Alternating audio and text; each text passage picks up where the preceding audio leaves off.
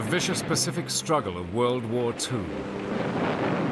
One class of fighting machine was at the spearhead of every battle. At the time, it was the largest warship America had ever built.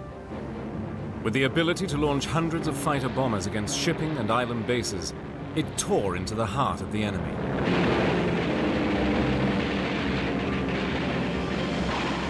In the bitter and often suicidal battle for the Pacific, it wrought terrifying destruction on the Japanese and brought about ultimate victory. The U.S. aircraft carrier. It's the largest ship I'd ever seen in my life, and it sort of frightened me. It was so big. It'll beat the hell out of you. But if you hit it, you can hurt it bad.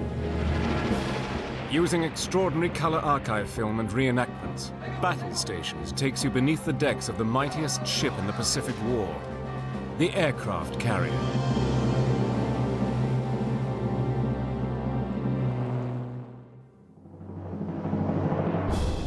The morning of December the 7th, 1941. A Japanese task force comprising of 6 aircraft carriers is 270 miles north of Hawaii. At 6 a.m. they launched their 360 aircraft. 2 hours later, they attacked the American naval base at Pearl Harbor.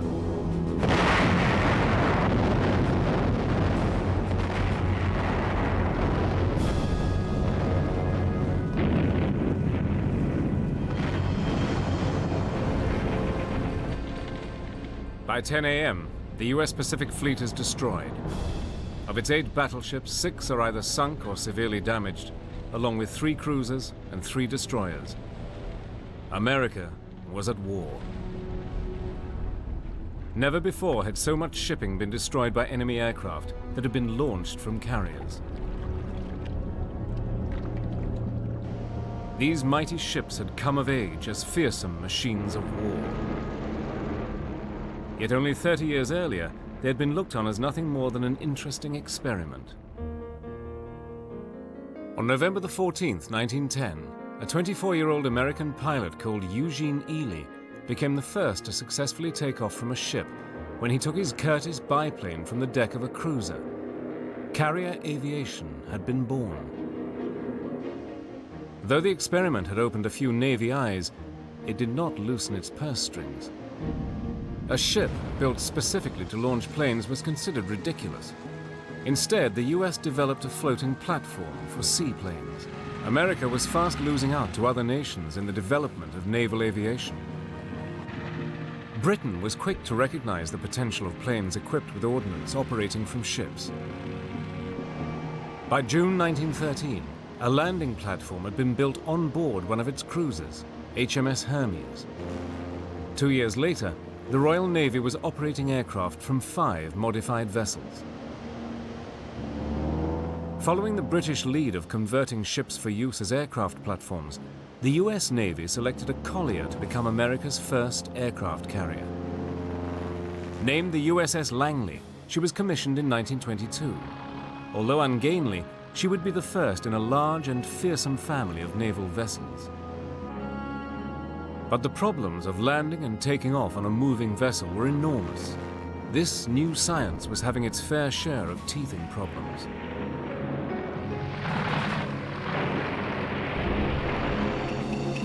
But across the other side of the world, another country was also beginning to develop its own carriers. Japan had seized on the importance of naval aviation, and carrier development was a high priority. By the mid-1920s, its building program was far more advanced than the US.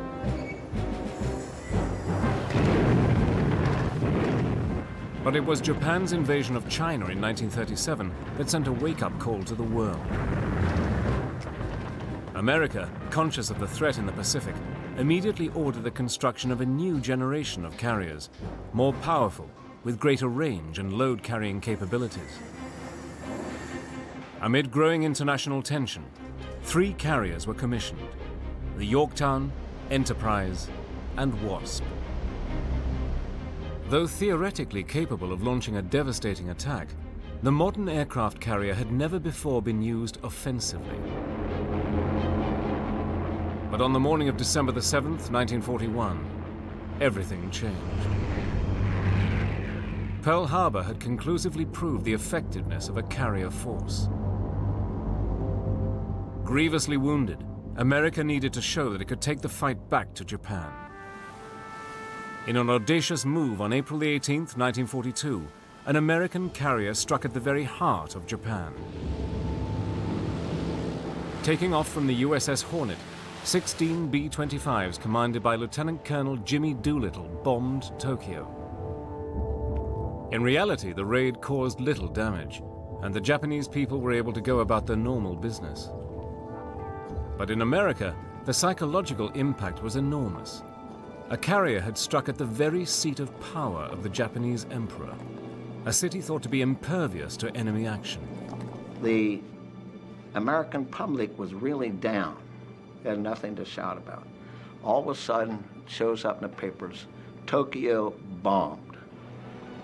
And the attitude of the American public immediately changed. Again, the carrier had demonstrated that even distant enemies were vulnerable to attack. But would there be time for America to build new carriers before Japan had swept across the whole of the Pacific?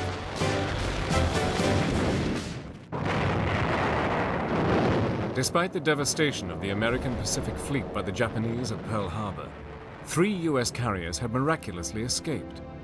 The Saratoga, Lexington, and Enterprise were at sea when the attack took place. These 3 were now all that stood between Japan and defeat.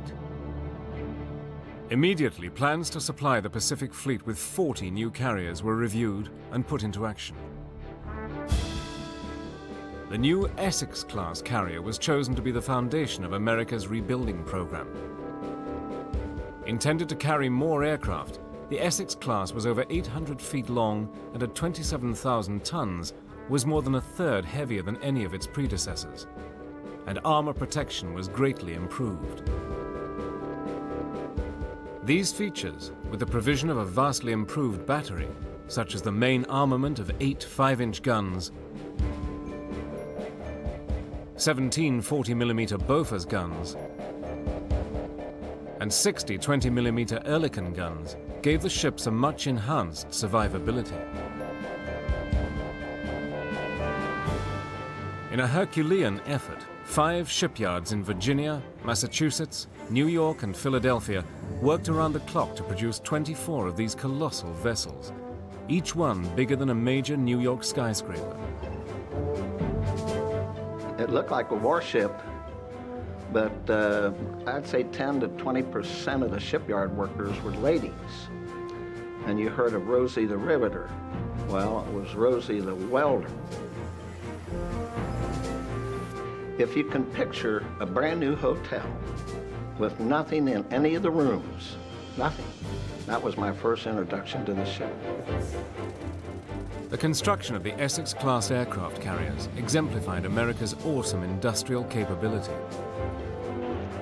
Tens of thousands of workers rushed to get these much-needed vessels into the front line. In a remarkable industrial achievement, the shipyards produced the carriers far ahead of schedule, in some cases by as much as 17 months. The American people also played their part. A Massachusetts insurance company offered a special bond drive to raise funds for a carrier. The drive raised enough money not only to build the ship, but to pay for its operating expenses for a year as well.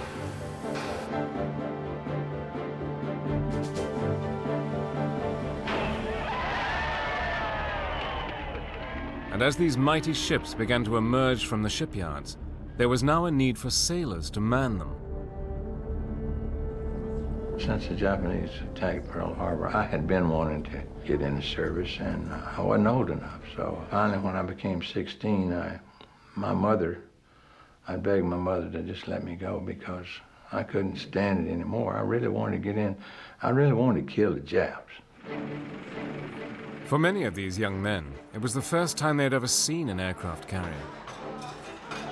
Oh, my Lord, I thought that thing really floats. It was huge. It was a total of about 17 stories from the bottom of the keel to the very top of the topmast. It was a monstrous thing. I walked along the dock here in Pearl Harbor looking at it, and my sea bag was as big as I was, and I was looking at this. It's the largest ship I'd ever seen in my life, and it just sort of frightened me. It was so big. The building and crewing of these carriers was given top priority. Both America and Japan realized that the carrier was vital to victory in the Pacific and rushed to get these fortresses seaborne. The role of aircraft carriers to carry airplanes, the fighting weapons, so to speak. The dive bombers, the fighters, torpedo planes, and scout planes, and to carry them forward in the area in operations in a group of ships from one spot to another forward in the Pacific. With this in mind, both camps realized that sinking the opposing carrier fleet was the only way to victory.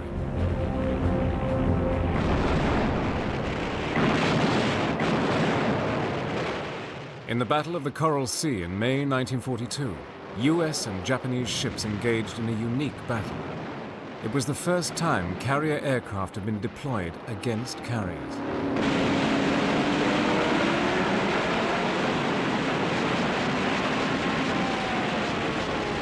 During the battle, the USS Lexington was hit by 3 bombs and 2 torpedoes.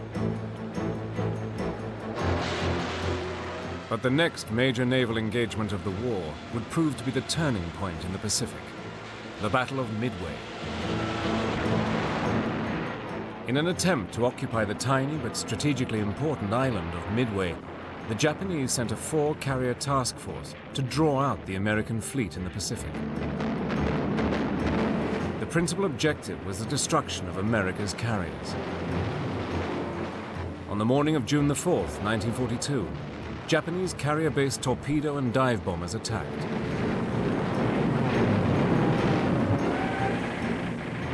The USS Hornet launched strikes against the Japanese carriers, but its aircraft were met by overwhelming fighter opposition.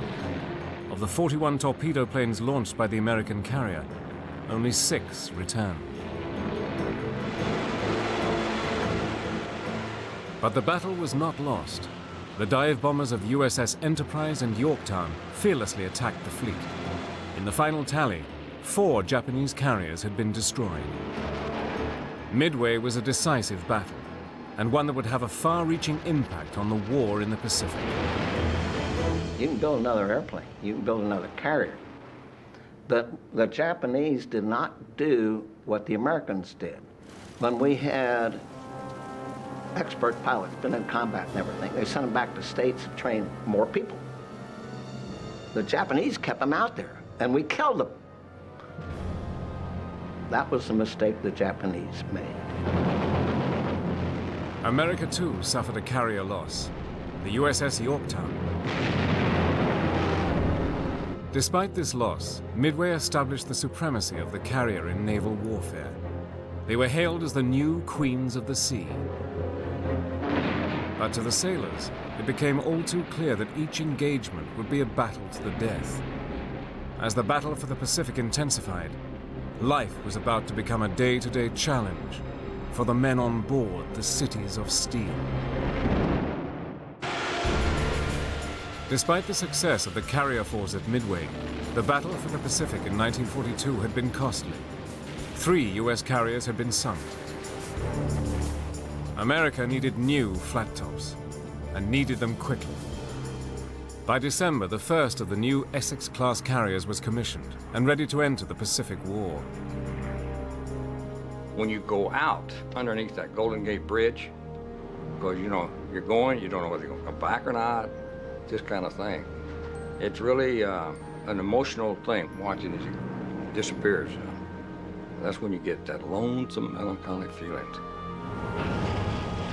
Home to nearly 3,000 officers and crew, the aircraft carrier is actually a floating city. Through miles of corridors encased by armor plating, each man had to learn how to live and work in close confines. It was 3,000 guys on that ship. And the noise was, there were always revving airplanes on a hangar deck. Of course, Up on the flight deck, it was just as bad. Walking around the ship, you had to learn to duck and step at the same time, going through the hatches, or you hit your head or hit your ankle. Of course, down below was hot. It was a floating city. You could get a haircut on there. You could get a Coke. You could get a candy bar. You could buy your cigarettes, incidentally, at 5 cents a package back then. We had our own hospital on board. It was just like a floating city. The bunks were 4 high. They were lengthy enough for a 6'2" tour like myself. Mine was the bottom unit, probably 3 to 4 inches off of the deck. And to get in, I'd have to lay down and roll into the deck, you know, while everybody else climbed to the top. Meals were cooked in shifts, each accommodating almost 500 men in one sitting. Well, of course, they had all kinds of names for the, you know, collision mats with hydraulic fluid. That, of course, was pancakes and French toast and maple syrup and that type of thing. And then the eggs and the milk were powdered. They weren't exactly the tastiest thing, but there's some other boys that were digging trenches someplace else eating food that we didn't have to eat. At least ours was hot. Deep below the waterline, engineers, ratings, radar operators, cooks, fire crews and officers carried out their duties. In the armories where we belted the ammunition for the guns was just a room. Eventually they put bunks in there for us so we could sleep in there. Down below, when you were down in the magazine and all, well, you had to be careful there because of the bombs would sweat, and that was explosive. And we put the bombs on a hoist, on a rack, and sent them up to the elevator and sent them topside. But you had to be careful what you were doing. Care and a certain finesse was also needed when steering the 27,000-ton Goliath. You got the ship in your hands. You steer a ship with your fingers and your toes. And if you can't feel the ship in your toes and your fingers, you can't steer it. You become a part of this ship. Your feet and hands are the controls. Working 15-hour days, crews soon learned that life aboard a carrier was not all it was cracked up to be. Of course, you had watches to stand to. You were assigned to a watch on a hangar deck or something. You had watches at night. It ceased to be glamorous like we saw in the movies.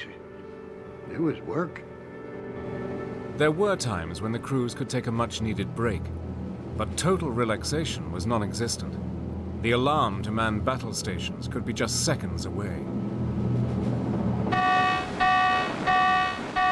All of a sudden you hear that bong, bong, bong, bong going, the klaxon going off.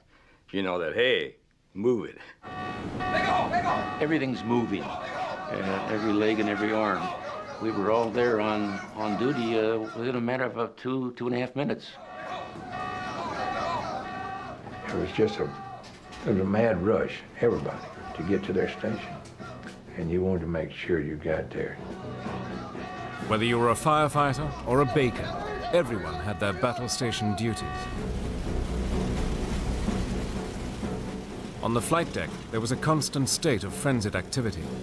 It was here that nearly 100 aircraft were prepared for takeoff. Landing control officers organized and reorganized the constant traffic of bombers and fighters, ensuring that the runway remained clear for use. The fear of accidents was everywhere. The propeller planes created a situation with the blade chopping close to the flight deck, that is, in inches from the wood net. And these sailors would actually be working in front of them, and they would be sliding towards the props, and they would duck around this and that. It was dangerous work. At any time, you may have 45 props going at one time, and the wind situation is terrible. And each plane had a chock that helped the wheels. And when the pilot got ready to go, the flight deck crew had to jerk those chocks out. And the planes were so close together that if you didn't know where you were, you could back into a prop real easy. And you had to work your way onto the fuselage or around and back of the tail or maybe in front of the plane to get over to this side with that chock. As light as we were back then, we were so young and light. Some of us weighed only 130 pounds, 135 pounds. Well, the wind, if we didn't hold on to those cleats in the flight deck, we would just get blown over. Fire was the greatest enemy of the aircraft carrier. The ship was a giant floating petrol station and ammunition store. Deep within its hull were tanks that held thousands of gallons of aviation gas. There were also ammunition stores and over 1 million gallons of fuel oil for the carrier. A crash or explosion could spell disaster. No one on board ignored the implications. It's a heavyweight boxer with a glass jaw. It'll beat the hell out of you. But if you hit it, you can hurt it bad. You see, it's carrying tons and tons and tons and tons of bombs and torpedoes and everything in the ship, the bowels of the ship. We'd carry about 550,000 gallons of gasoline alone for the airplanes. And we'd carry over 1 million gallons of fuel oil. See, its own destruction is it's carrying within its bowels if you hit it. An equally tempting target was the flotilla of support vessels that provided crucial supplies to the carrier task force. This fast-moving fleet would follow the carriers into the treacherous waters of the Pacific. Here, every 3 or 4 days, they would replenish the carriers with essential armaments, fuel, food, and medical assistance.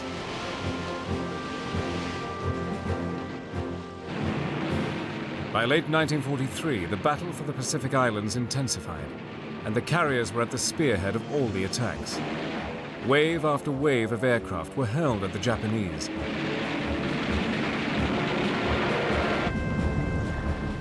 But for the carrier crews, getting the returning planes back on board was as dangerous as the enemy attacks. We had a large number of crashes, mostly from battle damage, and sometimes the pilot would be wounded. And we had one, a 20 or 40 millimeter exploded almost in his cockpit, and he was blinded. And how he landed, Lord knows, I don't. Plane went up, sliding up the flight deck on his belly, and I had to run back towards the railing on the side of the ship. I was just up there watching, and he kept veering to the right, veering to the right. He came crashing into that, and the wing up close hit, and it pivoted. The rear end of that plane hit that island structure, and it just came apart right behind the cockpit. He unstrapped his chute, walked out of it, and he looked at it. He couldn't believe it either. He was dumbfounded when he looked at that thing. If you had no business on the flight deck, you didn't go there, because your longevity wouldn't be very long. When an airplane catches a fire, and if you don't get it out real quick, they're going to go off. When the fire happens, you get as close to it as you can, and there's 2 men on a hose, one lead man and the other 8 feet behind him to hold the hose. You always had your head singed and your eyebrows gone and your eyelids gone. For those pilots that went into the sea and were lucky enough to be rescued, the carriers had a unique way to reward the rescuers. What we would do if a pilot should, for example, he's going to land his plane on the ship and the tail hook wouldn't catch, and he'd go over the side. When he did, a destroyer would pick him up. And then as soon as they could, they would come alongside the tail and fan tail of the ship, come up side of it, and in a boatswain's chair, they would send a pilot over to us. In return, we would give them 15 gallons of ice cream, and they were to return our cans the next time. So our pilots really didn't hardly get their feet wet. When they hit the water, the destroyer had them because they wanted that ice cream. That's what it was. Throughout the latter half of 1943 and into 1944, the carrier task forces began to claw back the Pacific Islands. The aggressive Rear Admiral Michener, the veteran who had commanded the USS Hornet on the Doolittle raid and at Midway, forged a new task force.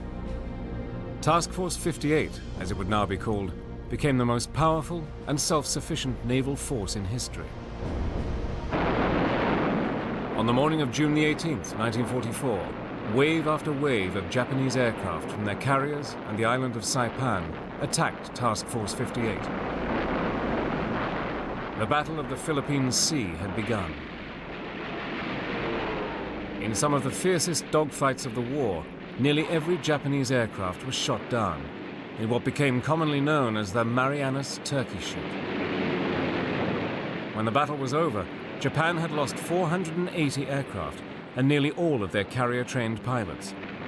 More significantly, Japan had lost 3 aircraft carriers. With the loss of these carriers, the Japanese fleet was finished. But the bloodiest phase of the war in the Pacific had just begun. In desperation, Japan resorted to a weapon the US was ill-equipped to fend off. A weapon so fearsome, it could wreak havoc among the US carriers. Japan's divine wind, the kamikaze.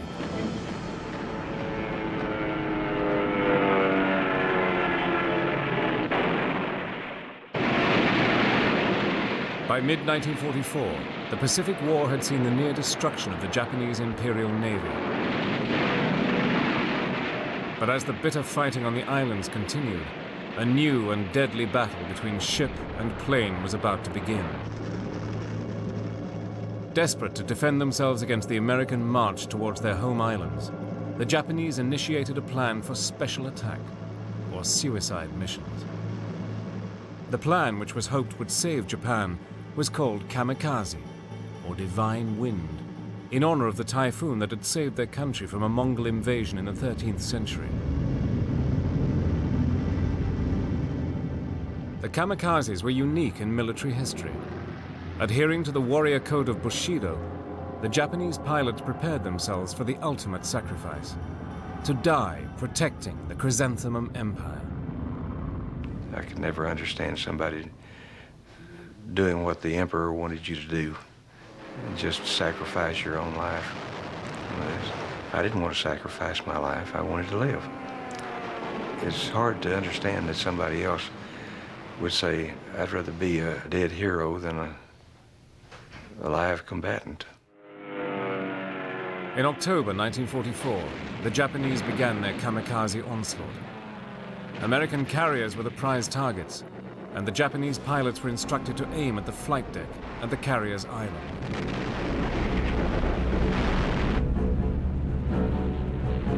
They came at us in waves of 250 to as high as 400 in a unit. And the scary ones, I think, would be the ones that came out of the 25,000 feet and came straight down, you know. Those are hard to stop, you know. You just hope that they weren't aiming at you, you know.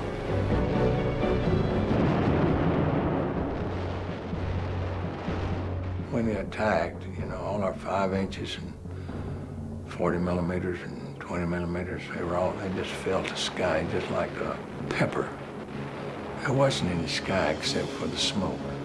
Shells exploding and kamikazes coming down through it.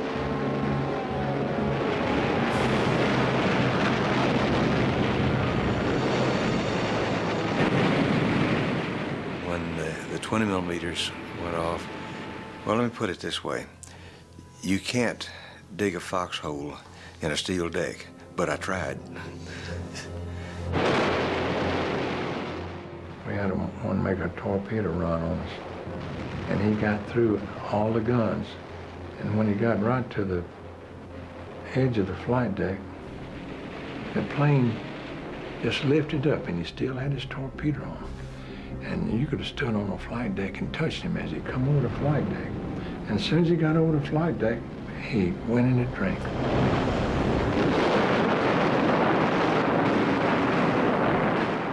Everything on the bridge is shaking. and the bulkheads would bounce back and forth like my arm illustrated. It was rather hairy. And then the cordite smoke had come back in the helmsman, and the helmsman, he's working in a cloud of smoke.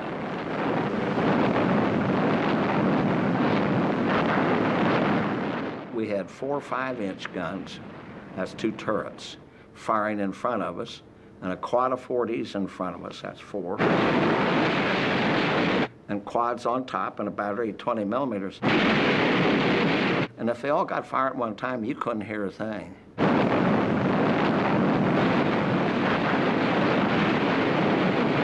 Now, the captain was out on the starboard wing of the bridge, and a raid came in, and he wanted me to turn right.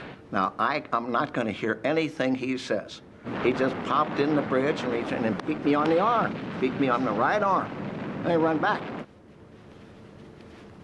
Turned the rudder full right, and away we went.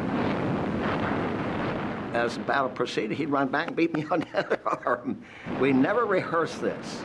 One time he hit me on the shoulder like that, and would straighten her out. That's the way we were communicating under that thunder of noise.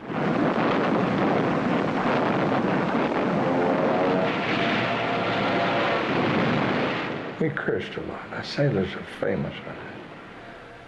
But when one would come in on us, we would curse, and when we'd pass them a-flaming in the ocean, we would curse them as we passed them in the water.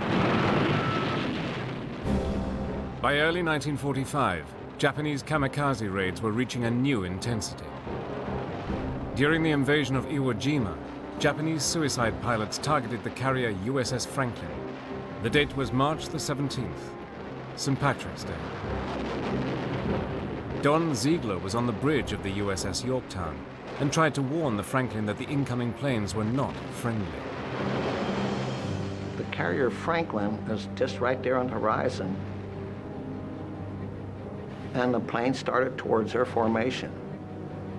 Now, we radioed her. We have bogeys acquired. Combat. They radioed back, friendly. We radioed back, a bogey. I repeat, we have acquired targets at bearing 120. They radioed back, friendly. Then we radioed back, visual, visual, visual. We're looking at it with binoculars.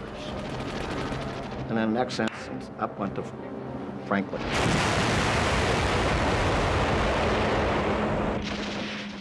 The explosion kind of picked me up and threw me across the wardroom tables.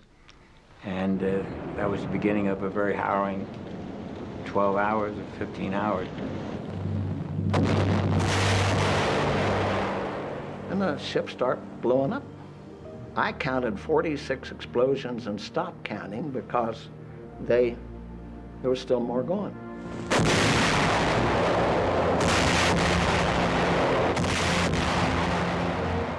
I went back aft, went back and on outboard the ship and got into the secondary con, which was then enveloped from the flight deck, fires and explosions. They were going thousands, 2,500 feet in the air.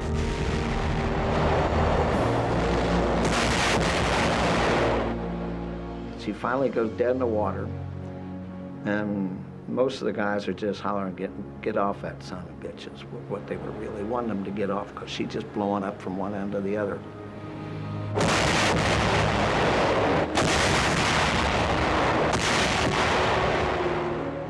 The Franklin had taken 2 massive human bombs and was mortally wounded.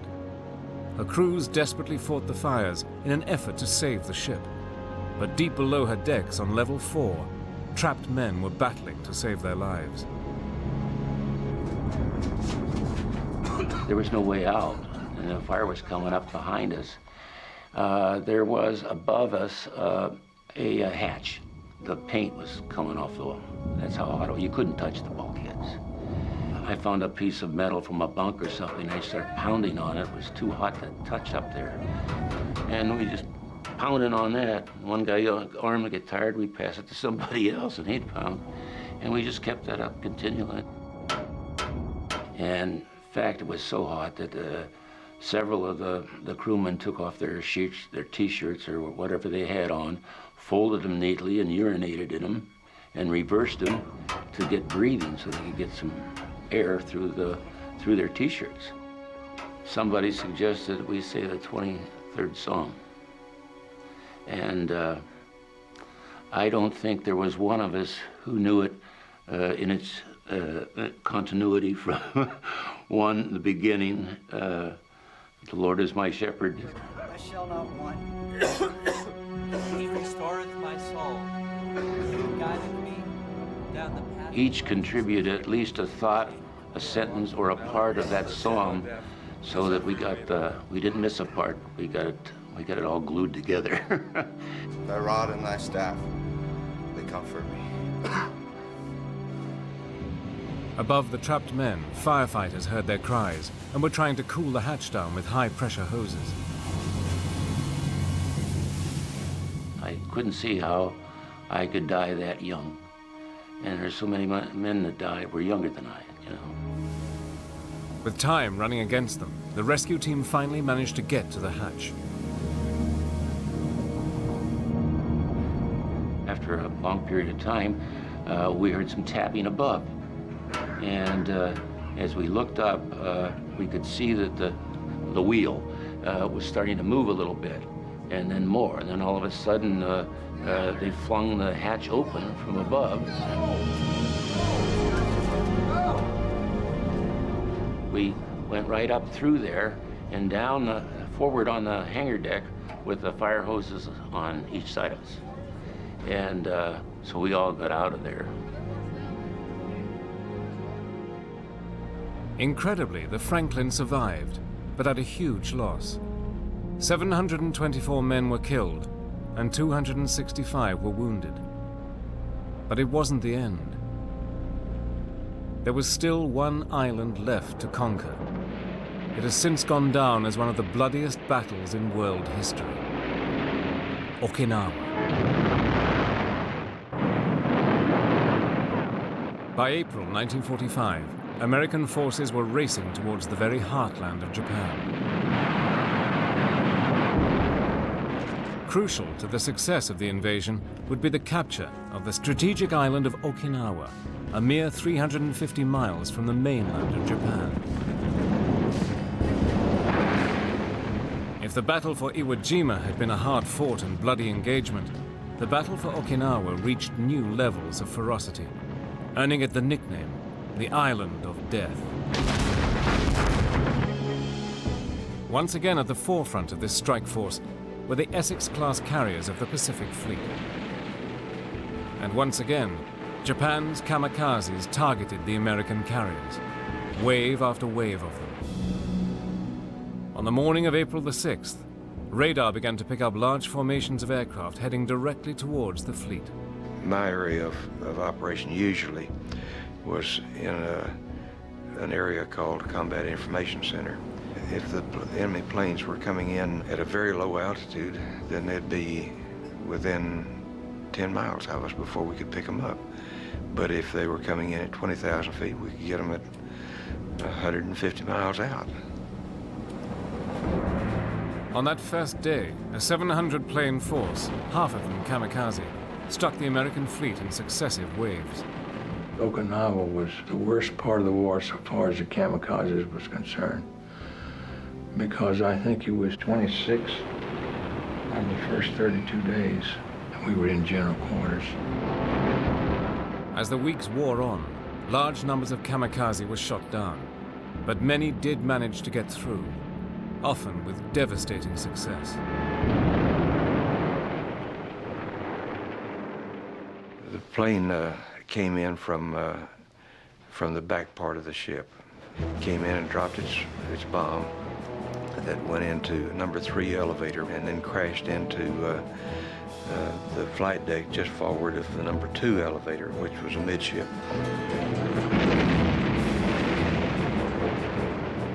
We had planes that were gassed, ready to go, loaded with torpedoes and bombs, and we were on fire. The hangar deck was also on fire. I'd gotten up to the hangar deck and joined a group of 6 or 7 guys on fire hose trying to fight the fire. We didn't have foam to use. It was water. But we did manage to contain the fire as much as possible and got it out before it got to the planes that were loaded with bombs. And frightening, very, very frightening. It's hot, oh, terribly hot in there. You know, you either won the battle of the fire or you lost it. And I was fortunate enough to be a winner. Many of the carrier crews were not so lucky. I had a fire on the hangar deck, and we got out of the compartment just fine, had the fire out. And the doctor told me, he said, "All right, Howard," said, "there's your first one." And there was a man laying curved around the tail wheel of an airplane. And he said, "Get him out." And I reached for the man, being my first one, you know. I don't know, reluctantly, I sort of backed off maybe a little bit. And he said, "Get him because he won't hurt you now."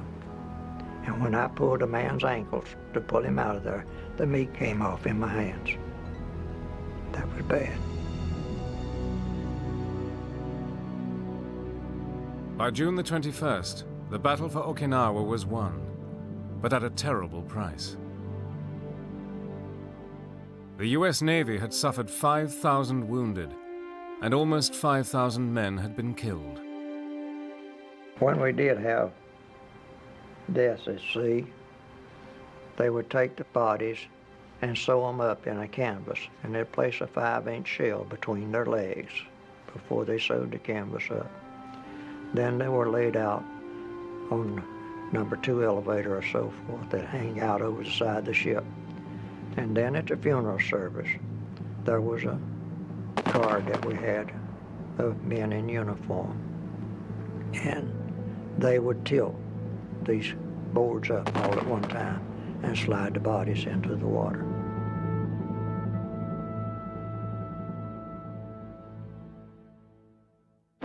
At Okinawa, the Japanese had expended over 1,900 kamikaze aircraft. They sank 32 Allied ships and damaged more than 400 others. Amazingly, no carrier was sunk, but it was the bloodiest battle of the Pacific. The enormous cost of taking Okinawa convinced President Truman that there was only one solution to end the war: the use of the atomic bomb.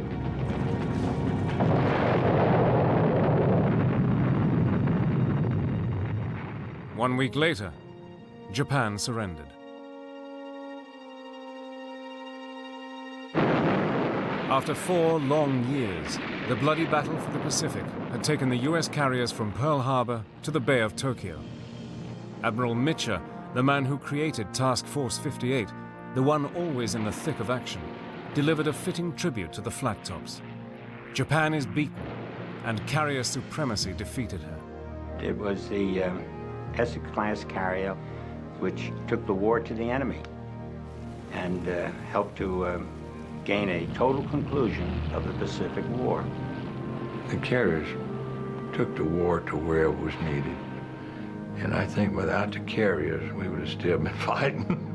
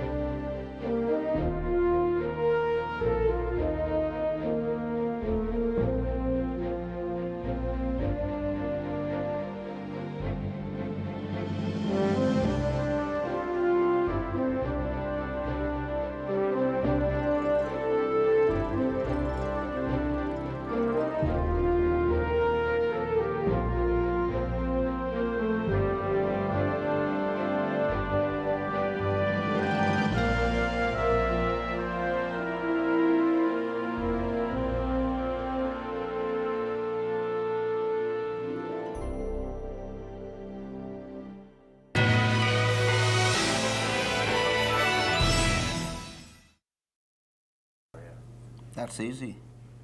We were losing World War II when I went into service. and I was a sailor up at Great Lakes. They were building the Yorktown, which was the second Yorktown, really, and they needed to get it ready to go to sea. So they took 1,000 of us, sailors, and put us on the Yorktown while they were building it. In fact, it didn't even belong to the Navy yet. And that's how I came to be aboard the Essex class carrier. Oh yes, certainly. Because when I first went down there, I was going through the shipyard and I kept asking the sailor that was in charge of it, "Where's my ship? Where's my ship?" "I don't see my ship." And he says, "See that building down there?" And it was a huge warehouse. And I says, "I don't see it." He says, "It's looking over the top of the warehouse." And that's when I was impressed with its immense size. It was sitting on the other side of the building. You could see it sticking up. Well, I worked on the bridge as a quartermaster. That's ship's control. Now, we were the enlisted men that controlled the ship on the bridge. We worked with the captains and the admirals. And when we say control, that's steering it, controlling its speed, writing the log, the weather, and everything else, all those duties that we performed. Well, the noise takes precedent and eliminates everything you're doing. In other words, the first part of the war, we put our battle shields up. That was the metal that covered the portholes. But we found out if a plane hit the bridge, he'd go in one side and out the other, and you're all gone. So we just left the ports open so we could see what's going to hit us rather than put them up. Consequently, we had 4 5-inch guns, that's 2 turrets, firing in front of us, and a quad of 40s in front of us, that's 4, and quads on top and a battery of 20 millimeters. And if they all got fired at one time, you couldn't hear a thing. You know, I was aware of your presence, and that's all. And the 5-inch is one of the noisiest guns the Navy had. It's more than the 16. A 16-inch gun, whoops. And the 5-inch 38s would make a bang like that, and you got them firing rapid fire. Those were rapid fire. Then you were like you're walking 3 inches above the deck when those guns are firing. Everything on the bridge is shaking. Telephones would jump out of the cradles. We had little springs on the telephones so they'd stay in the cradle, and the bulkheads would bounce back and forth like my arm illustrated. It was rather hairy. And the helmsman, and the cordite smoke had come back in the helmsman, and the helmsman, he's working in a cloud of smoke. It never was ghastly.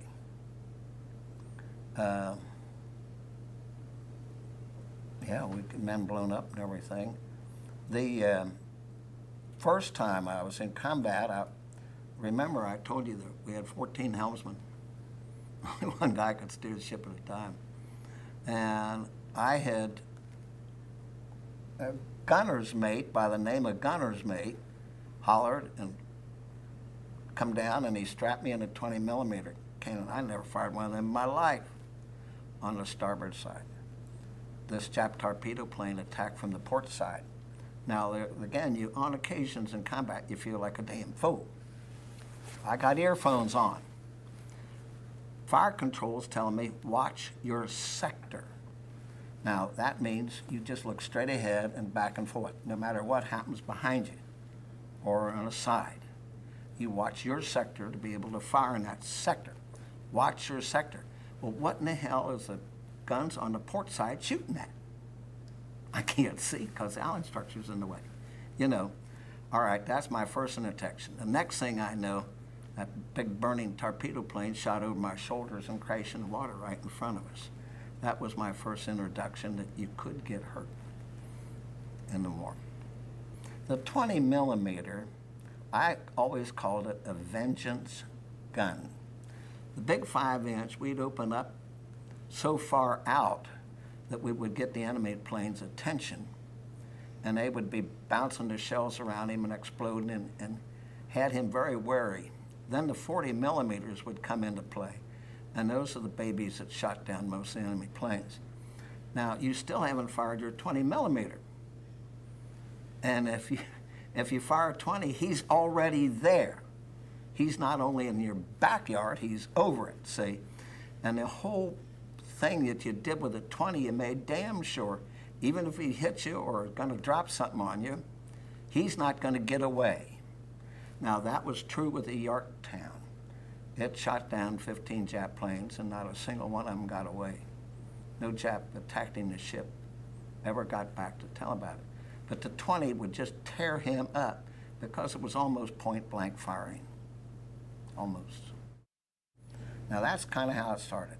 So 9 in the morning, we were launching planes, and a George, that's a fast Japanese plane, broke into the formation on its own. He flew right straight towards the Enterprise, which was right next to us, dropped a bomb, and the bomb bounced down the hangar deck or flight deck and killed 2 men and stopped. Didn't go off. And the George, he flew right off the end and took off. Remember I told you about CAP, Combat Air Patrol?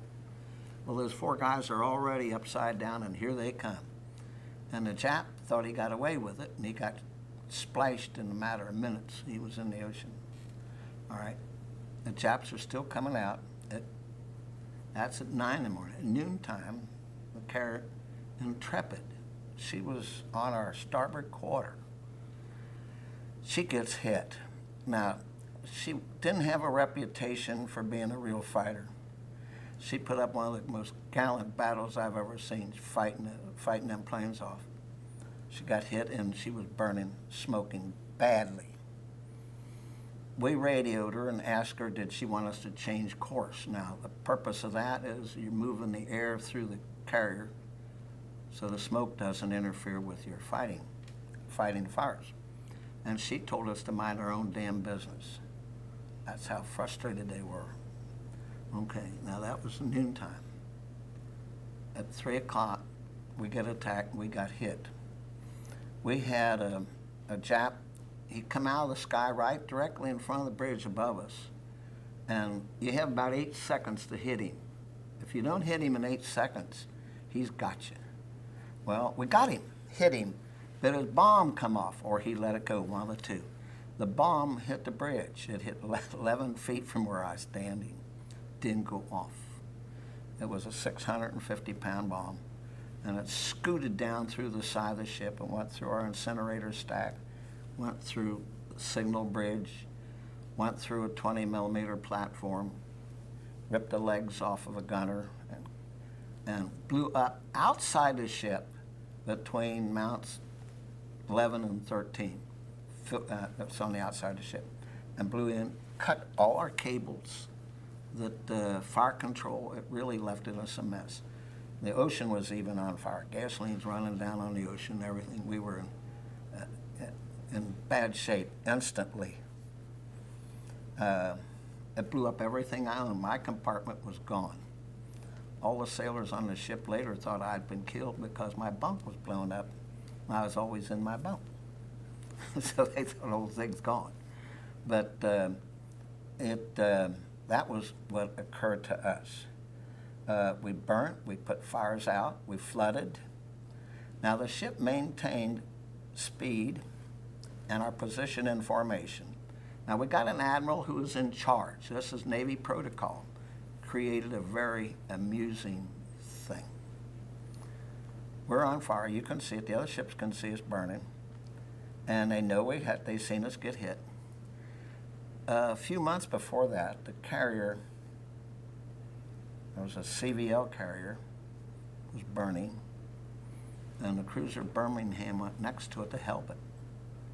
And it blew up, and it killed about 332 men on the cruiser, and almost sank 3 destroyers trying to help us. Keep that in mind. It's a smaller carrier. Well, as flagship, we're flying the flag. The admiral didn't say a word.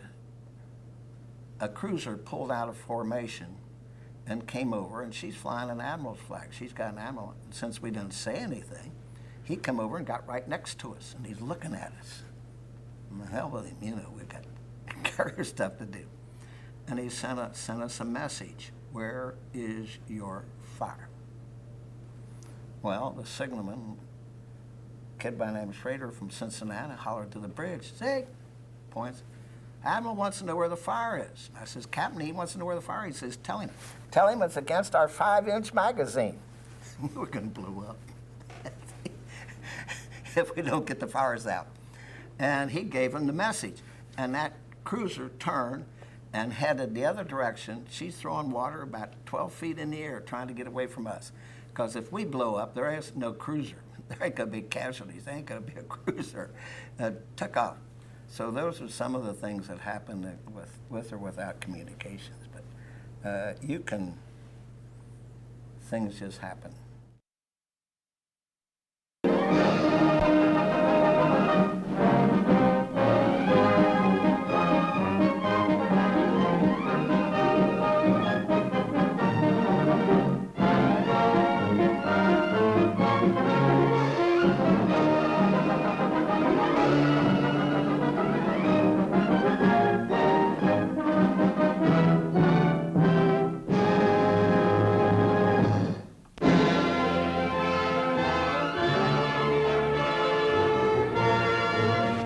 Miles off the coast of Japan, an American carrier force slaying at units of the Japanese fleet is attacked by land-based enemy dive bombers. Here in the inland sea is the prelude of an epic of United States Navy warfare. Enemy losses are heavy. No serious damage has been done to our task force.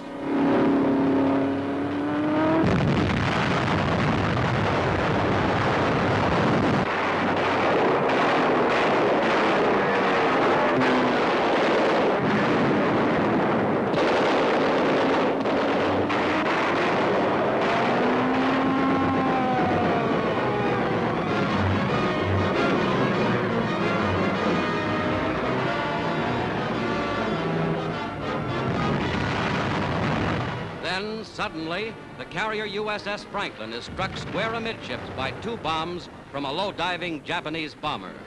Fully loaded planes on deck burst into flame. Bombs, rockets, and gun ammunition explode, turning the ship into a raging inferno. Without panic, crewmen fight the fires. Only superhuman bravery can save the Franklin, but her men fight on.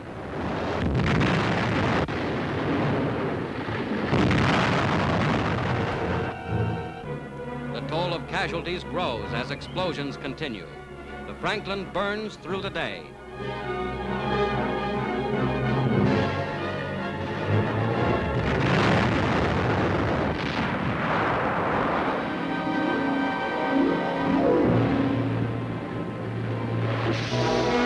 Chaplain Father Joseph O'Callahan, battling heroically to save lives, cares for a critically wounded sailor.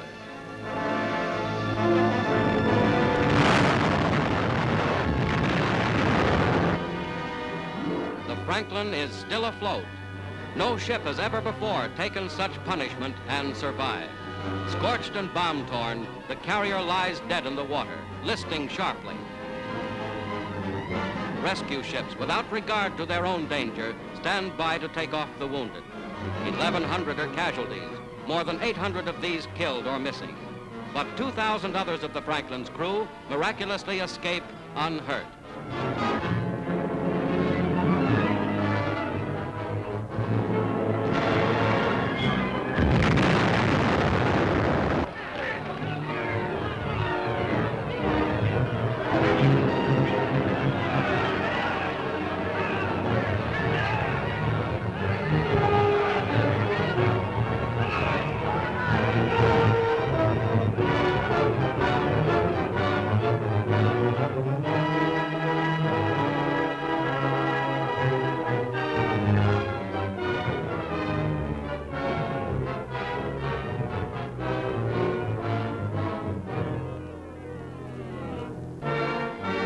Battle-torn flag of the Franklin still flies, as under her own power again, she heads for a home port. Chaplain O'Callahan celebrates religious services aboard as the Franklin limps across the Pacific.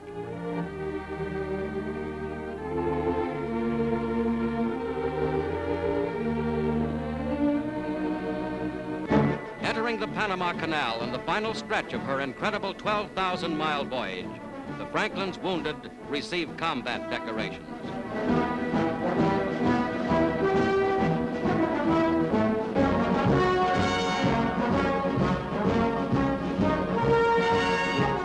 The crew of the Franklin who brought her through safely, heroes all.